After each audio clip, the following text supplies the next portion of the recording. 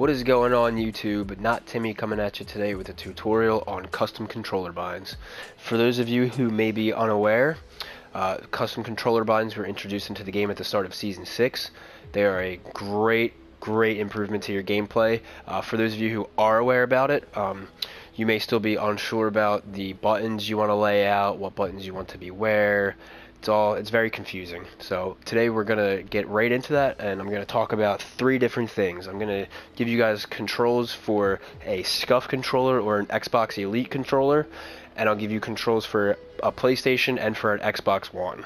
Now the reason I'm breaking it down into 3 categories is a PlayStation controller and an Xbox controller are slightly different in terms of what buttons you can actually map to functions in the game.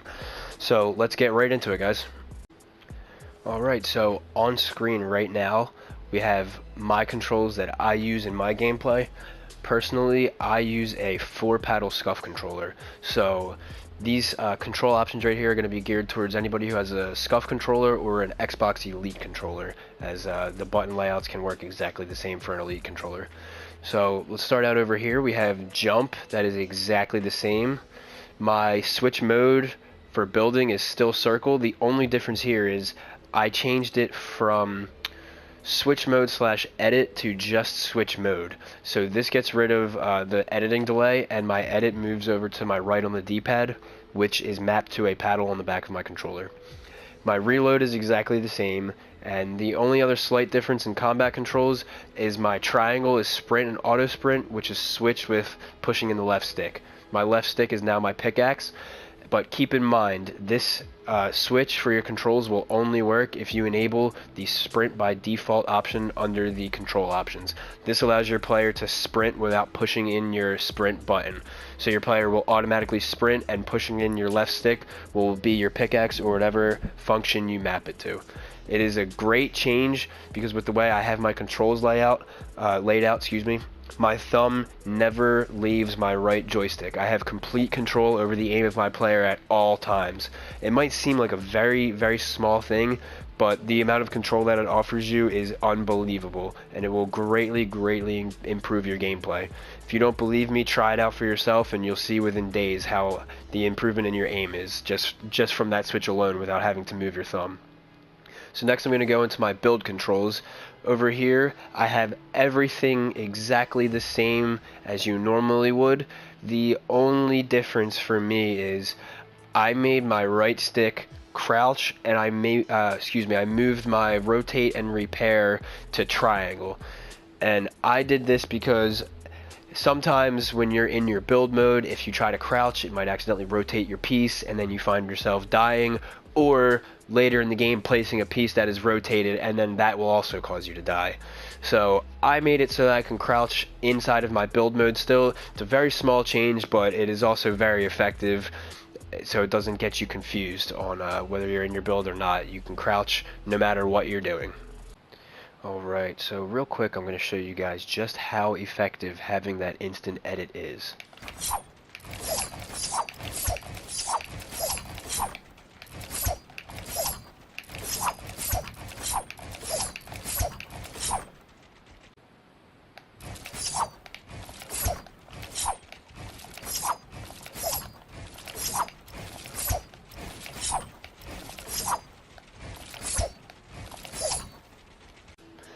Alright, so on screen now we have controls for an Xbox One controller. In my opinion, the most important thing you can do with a standard controller is map your jump to your left stick. Again, you must have sprint by default enabled to make any changes to your left stick. By making jump on your left stick, you do not ever have to move your thumb off of the right stick to hit a jump shot, to jump while you're building, hit your 90s, you name it. You have complete control over your aim while you're jumping. It is 100% a great improvement, and definitely the first thing you need to do if you're playing on a standard controller. Next, since we switched our left stick to jump, we can now remap our auto sprint to right on the D-pad, which is a free button. It is unbound from default controls. So move your sprint to right on the D-pad. All you have to do is double tap right on the D-pad twice to auto sprint now. And On the other side, we're going to switch over our A, excuse me, for Xbox to edit. This also allows the instant edit without having any type of delay. Since we mapped our A to the left stick, our A button will now be unbound, which we are going to make instant editing. And again, for switch mode, you want to make that just switch mode. You do not want it to say switch mode / edit. Otherwise, you could accidentally be editing your pieces if you push your build button for too long. That's a problem. You want just switch mode, and there will never be any confusion whether you are building or trying to edit. It will be very smooth. You will notice a very big change in your gameplay just by these tiny little switches. As far as build controls go, for a standard controller, they're going to be just about the same, unless you the only other thing you could do, again, as I mentioned earlier, would be make your right stick crouch and repair, and then you could move the rotate, repair / change trap to the right on the D-pad. But at that point, you already have your change trap as left on the D-pad, so they're both right there. I mean, if you find that useful to have your rotate and repair still there, then definitely map that to right on the D-pad. Other than that, the build controls are just going to be standard for you. So next, we're going to get into the PlayStation controller. Alright, so lastly we have a standard PS4 controller. These controls are going to be very similar to your standard Xbox One controllers. The only huge difference for a PlayStation controller is having the gamepad, touchpad on the middle of the controller. So similar to Xbox, we're going to map our jump to our left stick. Again, that allows complete control over our right stick while we're jumping. And in turn, we're going to map our auto sprint over to the X button. Your switch mode is still going to be circle, but you want that to just be switch mode because we're going to actually remap our edit to the PlayStation touchpad.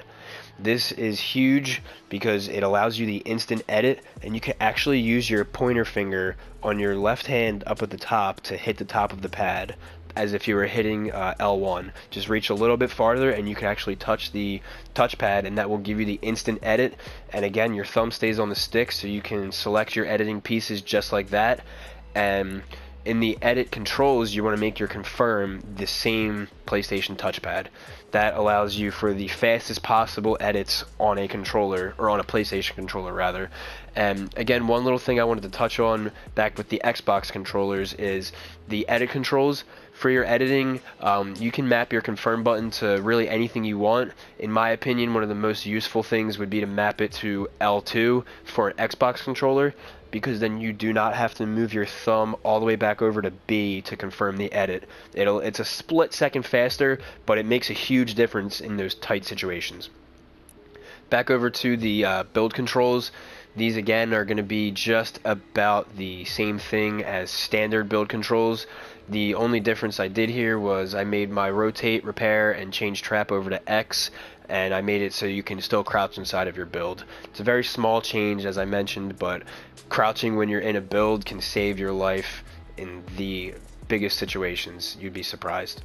So that is all I have for you guys today. If you enjoyed the video, make sure you like, subscribe, leave a comment down below. Let me know what other kind of tutorials you guys would like to see in the future. Again, don't forget to subscribe and turn those notifications on. Thank you guys. I'm out.